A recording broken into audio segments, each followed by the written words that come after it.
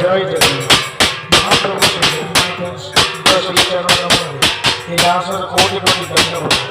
ମହାପ୍ରଭୁ ଆଜି ଆଷାଢ଼ ମାସ ଶୁକ୍ଳପକ୍ଷ ଦ୍ୱିତୀୟ ତିଥିରେ ନିଜ ରତ୍ନ ସିଂହାସନକୁ ଛାଡ଼ି ଆପଣଙ୍କ ପ୍ରାଣପ୍ରିୟ ଲକ୍ଷ୍ମୀଙ୍କୁ ମଧ୍ୟ ଛାଡ଼ି ନିଜ ବଡ଼ ଭାଇ ବଳଭଦ୍ର ଦେବୀ ଭଉଣୀ ସୁଭଦ୍ରା ଓ ସାଥିରେ ସଦା କଳସ ଆୟୁଧ ସୁଦର୍ଶନକୁ ଧରି କଥା ଦେଇଥିବା ମା ଗୁଣ୍ଡିଚା ମନ୍ଦିରକୁ ତିନୋଟି ସୁସଜ୍ଜିତ ରଥରେ ବିଜେ କରିବେ। ବର୍ତ୍ତମାନ ମହାବାହୁ ଦୀର୍ଘ 1 ବର୍ଷ ପରେ ନିଜ ଭକ୍ତମାନଙ୍କୁ ଉଦ୍ଧାରିବା ପାଇଁ ବଡ଼ଦାଣ୍ଡକୁ ଉଭେଇଛନ୍ତି।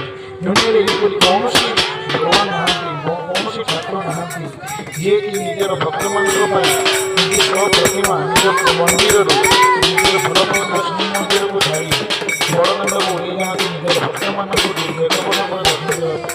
ଯେଉଁ ଭକ୍ତମାନେ ଶ୍ରୀମନ୍ଦିର ମଧ୍ୟରେ ଦର୍ଶନ କରିପାରନ୍ତି ନାହିଁ ସେହି ଭକ୍ତମାନେ ରଥରେ ମହାପ୍ରଭୁ ଜଗନ୍ନାଥ ଓ ବଳଭଦ୍ର ଏବଂ ସୁଭଦ୍ରାଙ୍କ ପ୍ରତିମାକୁ ଦର୍ଶନ କରି ପୁନର୍ଜନ୍ମ ଏବଂ ସମସ୍ତେ ବହୁତ ନିଜର ପାପରୁ ମଧ୍ୟ ରକ୍ଷା ପାଇଥାନ୍ତି। ବର୍ତ୍ତମାନ ମହାପ୍ରଭୁ ଶ୍ରୀ ଜଗନ୍ନାଥଙ୍କର ପହଣ୍ଡି ଆରମ୍ଭ ହୋଇଯାଇଛି ଏବଂ ପହଣ୍ଡି କରୁଛନ୍ତି ମୋର କନ୍ୟା ମହୋଦୟ ବିଭୂତି କୁମାର ନାୟକ। ବର୍ତ୍ତମାନ ମହାବାହୁ ଶ୍ରୀ ଜଗନ୍ନାଥ କାଳିଆ ପିନ୍ଧି ସର୍ପ ଫେଣିଲା ଭଳି କାଳିଆ ପିନ୍ଧି ଝୁଲି ଝୁଲି ଅତି ସୁନ୍ଦର ଧାଡ଼ିରେ ଭକ୍ତମାନଙ୍କୁ ଜଗା ଜଗା ନୟନରେ ଦର୍ଶନ ଦେବା ସହିତ ଝୁଲି ରଥର ପରିବେଶକୁ ସମସ୍ତ ଦେବାଦେବୀମାନେ ରଥଧାରୀମାନେ ବସିଛନ୍ତି। ଘୋଡ଼ା ଦୁଇଟା ଅପେକ୍ଷା କରିଛନ୍ତି ତାଙ୍କର ଆପଣାର ପ୍ରଭୁତ୍ୱ ରଥର ସିଂହାସନରେ ଚଢ଼ି ଦର୍ଶନମାନଙ୍କୁ ଦର୍ଶନ ଦେବା ପାଇଁ ରଥକୁ ଆସିବେ ଏବଂ ରଥକୁ କୁଳମଣ୍ଡନ କରିବେ ଏବଂ ରଥ ମଧ୍ୟ ଯେତେବେଳେ ପରିପାତରେ ଥିବା ମଧ୍ୟ ଦେବାଦେବୀମାନେ ତାଙ୍କୁ ଅପେକ୍ଷା କରିଛନ୍ତି। ବର୍ତ୍ତମାନ ଆପଣମାନେ ଦେଖୁଛନ୍ତି କନ୍ୟା ମହୋଦୟ ଶ୍ରୀ ଜଗନ୍ନାଥଙ୍କ ଝିଅକୁ ଧରି ମତେ ଝୁଲି ଚାରିପାର୍ଶ୍ୱକୁ ଭଗବାନ ଦେଖୁଛନ୍ତି।